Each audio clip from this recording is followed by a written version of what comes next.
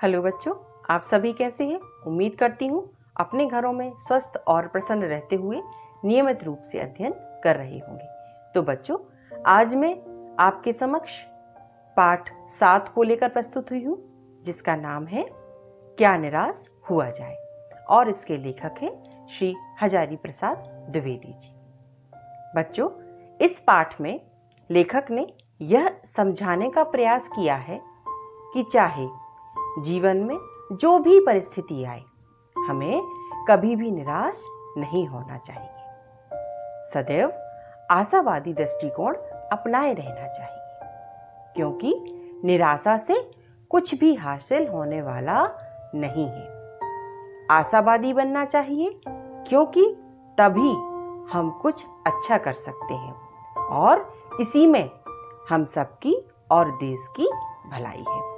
तो आइए अब हम समझते हैं पाठ 7 क्या निराश हुआ जाए का सारांश।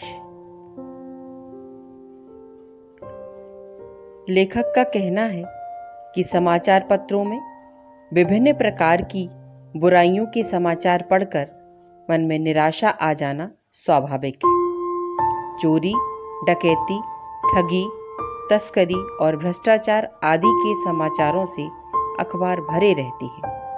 एक व्यक्ति दूसरे व्यक्ति पर भ्रष्टाचार के आरोप लगाता है, बदले में दूसरा व्यक्ति भी वैसा ही करता है। इस स्थिति को देखकर ऐसा लगता है कि कोई भी आदमी ईमानदार नहीं रह गया, सभी बेईमान प्रतीत होते हैं।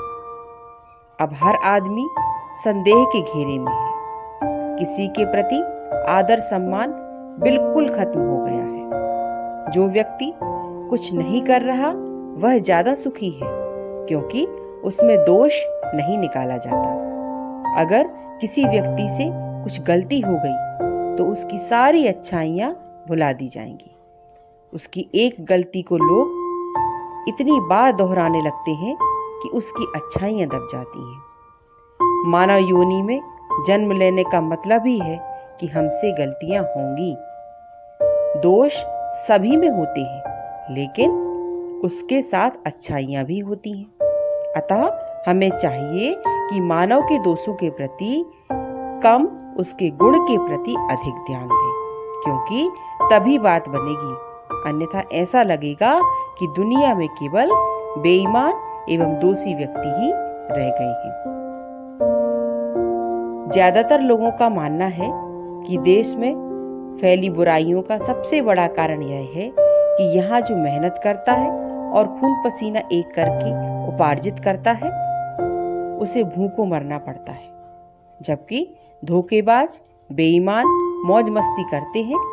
भारत जैसे देश के लिए नैतिकता का ह्रास एक विचारणीय विषय है। निर्दोष पिस रहे हैं और भ्रष्ट आगे बढ़ रहे हैं। इसका बुरा प्रभाव पूरे समाज पर पड़ रहा है।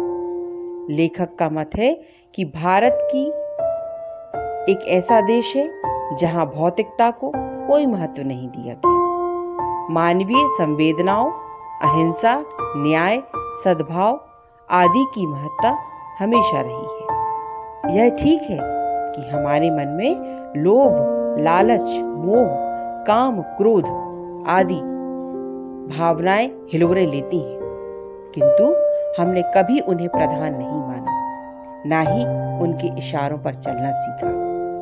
हमने हमेशा संपन्न और संयमता से काम लिया, लेकिन यदा कदा इनका प्रयोग भी होता रहा है। इसमें कोई दो मत नहीं।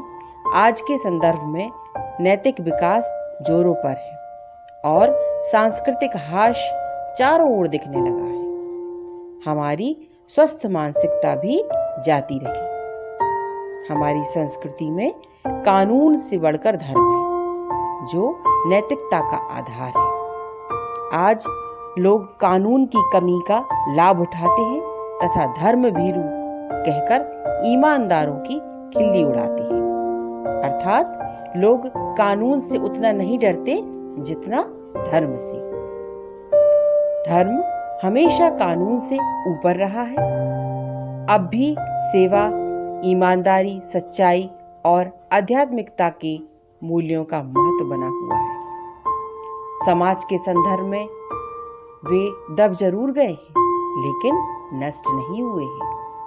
भ्रष्टाचार के प्रति हमारा आक्रोश हमेशा रहा। इसका अर्थ है कि हम इसे हमेशा गलत मानते हैं। समाचार पत्रों में जो भ्रष्टाचार के समाचार छपते हैं, उनसे पता चलता है कि लोग तस्करी, रिश्वत, लूटमार आदि से दुखी और परेशान हैं।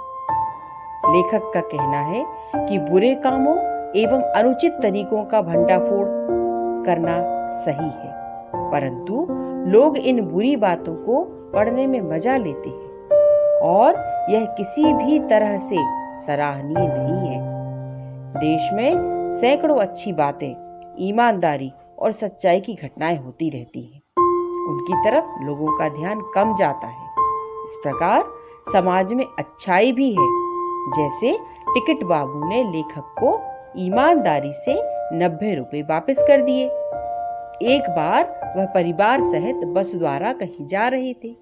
रात थी, जंगल था, डाकुओं का डर था। बस रुकी। कंडक्टर उसकी छत से साइकिल उतारकर कहीं चला गया। लोगों ने समझा वह डाकुओं को बुलाने गया है। लोग ड्राइवर को पीटने पर उतारू हो गए। लेखक ने ड्राइवर को बचाया। बहुत देर बाद सामने से खाली बस आई। उसी में लेखक वाली बस का कंडक्टर भी था। कंडक्टर ने कहा कि यह बस चलने लायक नहीं थी। वह शहर से दूसरी बस लाया। लेखक ने जीवन में कई बार धोखा खाया, किंतु उसके विपरीत उसे ईमानदारी, साहसी और सहारा देने वाले लोग अधिक मिले। इसलिए लेखक का कहना है कि हमें निराशा नहीं होना चाहिए। हमें अपनी नीयत सही रखनी चाहिए और ईमानदारी से काम करना चाहिए। ऐसा करने से निराशा कभी भी हमें छू नहीं सकती। हम हमेशा आगे बढ़ते जाएंगे।